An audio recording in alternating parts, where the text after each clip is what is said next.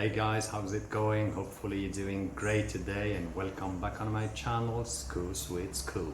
Et dans cette petite leçon du jour, on va s'intéresser à deux verbes qui sont utilisés couramment. Il s'agit du verbe to want et to need, respectivement, vouloir et avoir besoin, nécessité. Mais avant de commencer ce petit tuto, je t'invite à t'abonner à cette chaîne merveilleuse, à liker ce travail et à utiliser la section commentaires si tu as des questions. So let's not waste any more time and let's go! Alors, quelles sont les différences entre les verbes want et need? Il y en a un des deux qui est plus fort que l'autre. À ton avis, c'est lequel?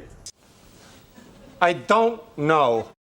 Ok, calme-toi. La réponse, c'est need. Lorsque tu utilises le verbe need, tu exprimes ici un besoin, une nécessité. Prenons un exemple tout bête. Nous, en tant qu'êtres humains, nous avons besoin d'eau.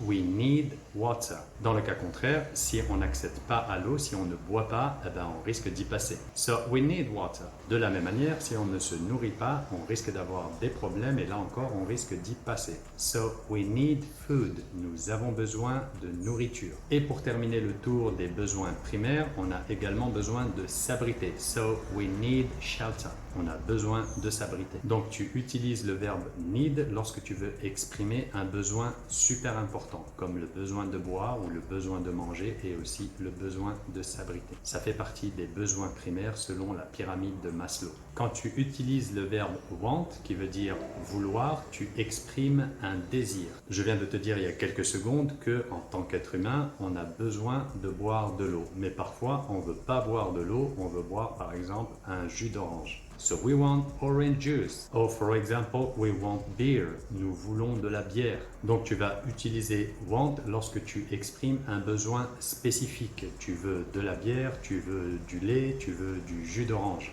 Si tu n'en as pas, tu vas pas mourir. À l'inverse, si tu ne bois pas d'eau, tu t'exposes à des conséquences fâcheuses. C'est la même chose pour la nourriture. Nous avons besoin de manger. We need food.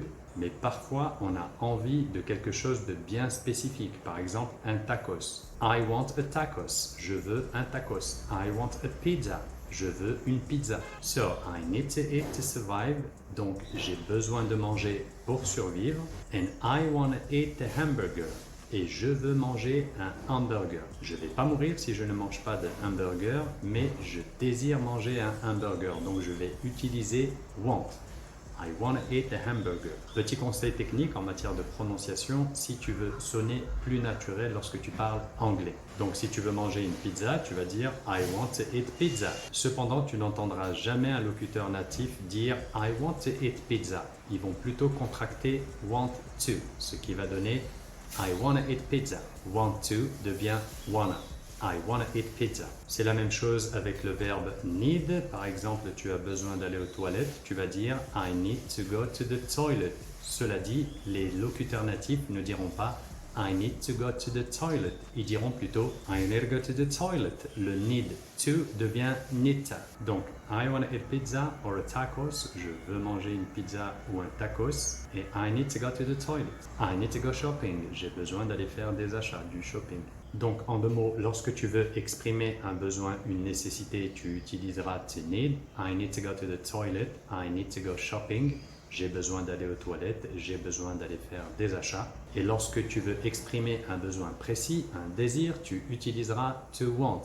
I want to eat pizza. I want to eat a tacos. Je veux manger une pizza. Je désire manger un tacos. Donc au final, c'est pas super compliqué. Tu dois juste faire la distinction entre un besoin urgent, vital. Dans ce cas-là, tu utilises need.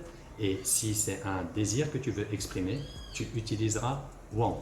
Mais on s'en fout de ce que je pense. Dis-moi toi ce que tu penses dans la section commentaires et mets-moi des exemples éventuellement pour t'entraîner. Profites-en aussi pour t'abonner à cette chaîne merveilleuse et à liker ce travail s'il t'a plu. So thanks for watching. Just take care. Have a lovely day. Of course, stay safe and speak to you soon. Cheers.